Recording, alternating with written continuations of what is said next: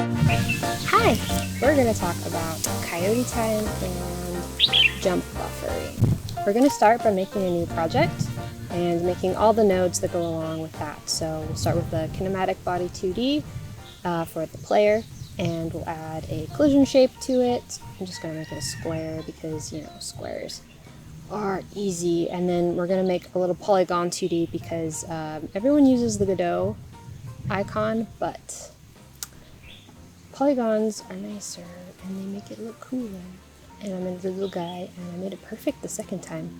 I'm gonna just make some ground with a static body 2D, add a collision shape, give it some color, then I'll have to scale it up because, you know, I made it a little too short. And then I'm just gonna duplicate that and move it over so we have something to jump off of. I also am gonna add a camera just because I noticed I made everything really small. It's really easy to zoom up on things. This way you just change the zoom on your camera. Make sure to make your camera current, and then when you play, it'll all work. Sick. Next, we're going to add a script to the player node. Delete all the boilerplate code. For this movement, I'm going to do like an acceleration-based one this first time. It's a little bit more complicated, but I like how slidey everything is. We're going to use the physics process function. We're going to get the X input, so if the player is pushing left or right, it's going to be negative if we're going left and positive if we're going right.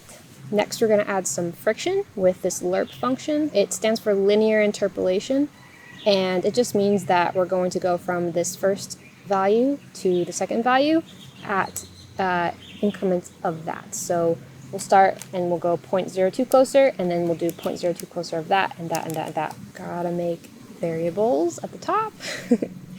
That syntax right there with the colon, that is static typing. Because I'm declaring it as a vector too, I don't have to put the type, so you just do like this little shorthand. It's the colon and the equal sign. Yes. Next we're going to add gravity. Gravity is something that's acceleration based, so we want to multiply it by delta. Delta is a variable that is tied to time, and anything that has to do with acceleration should be time based. So when we multiply it by delta, we're ensuring that whether or not your computer is fast or slow, your acceleration, your gravity is always going to be the same. To apply the velocity that we have to stick it into the move and slide function, and this will make it so that the velocity we pass that function will affect the character. I'm also specifying the up vector. I don't really know why that's important, but you know, it says to do it, so I do it. Let's mess around with some gravity. That looks good. I like exporting variables because then you get to mess around with them in the editor. Next, we're going to add our ability to move the player left and right. So we're going to change our x velocity by the x input times the acceleration, and then we also got to add the delta again because this is another acceleration-based thing. Make it a little faster. Yeah, perfect. It does seem to be kind of slidey though, a little too much for me, so let's put the friction into a variable and export it so that we can change it. Yep, that looks better. Let's also make it so that friction is only applied if we're not moving. That way we'll stop a little faster. Great, that feels way better. It looks like there's a problem with it accelerating.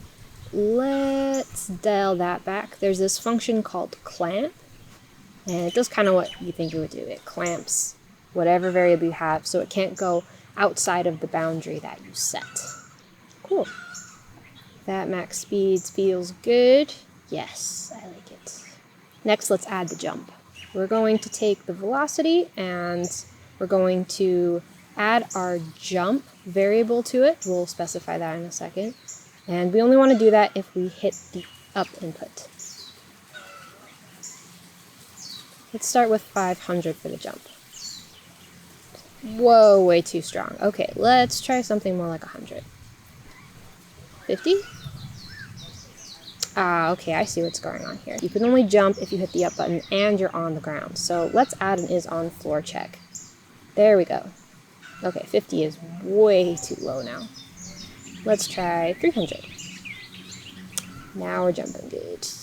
Cool, so that was the more complicated movement-based stuff. I'm going to stick this into its own function. and show you guys a simpler way to do movement. So we're going to start off with the X input also. Now velocity for us in the X direction, that's left and right, we're going to take our max speed and we're going to multiply that by the X input. Next we're going to add our gravity. Gravity is still acceleration based, so we're going to need to pass delta down to this function. Next we're going to add the jump. It's the exact same as in the complicated one. It looks like there's a problem. Let's see what I did wrong. It's because I missed the move and slide. So let's take that out of the complicated function and we'll put it into just the physics process, because we're going to need to do that every time. Okay, the gravity is like really slow. What's going on? I forgot to add the velocity every time. That's important because otherwise you're just going gravity times delta every time, which is going to be a really small number because delta is usually a fraction. Yay! Okay, but I can't jump. Programming is very nonlinear. It's a process. I missed a negative. So in Godot, you have the XY axis. X is normal, but Y is a little bit tricky. If you go positive, you're going down, and if it's negative, you're going up. That's because the origin is in the top left in Godot instead of the bottom left. And after adding that, looks like the jump is working. Now let's do Coyote Time. So Coyote Time is this cool thing that makes the movement for a player feel way more juicy. It's called Coyote Time because in Roadrunner, a wily coyote would run off the edge, and then he's standing on nothing, and then he would look up and get all scared and go, man! That's what it comes from. So we add this to platformers because it makes the movement for the player feel more responsive when in reality it's actually being less accurate. It gives like the player a little bit of wiggle room. Alrighty. We're going to start off by making a new variable called can jump. And this is going to tell us when we can jump. So we can jump anytime we're on the floor. So I'm going to take is on floor and move it up a little bit and put can jump in there. If we jump, then obviously we can't jump again right after that. So we're going to set can jump to false. If we're not on the floor, we can't jump. But with Coyote Time, we can jump if we're not on the floor. So let's make a function called Coyote Time. And in there, we'll delay setting our can jump variable to false. I'm going to make it so that we can only go and do the Coyote Time thing if our jump is true. Because if it's already false, it doesn't really make sense to like set a timer to set it to false because it's already false. But let's try. And it doesn't really look like it's working. For Y. Maybe it's just too short? Nope, I just suck. I see what I did. So, I still had our jump ability inside the is floor check. We don't want to do that anymore. We want to only jump if they're pressing up and they can jump. And there's Coyote Jump. Sweet. This is such a creaky swing. Now let's do the jump buffer. So Coyote Time is remembering when we're on the floor and we try and jump in the air. Jump buffering is kind of the opposite of that. It's remembering that we tried to jump while we were in the air so that when we hit the ground, we jump again.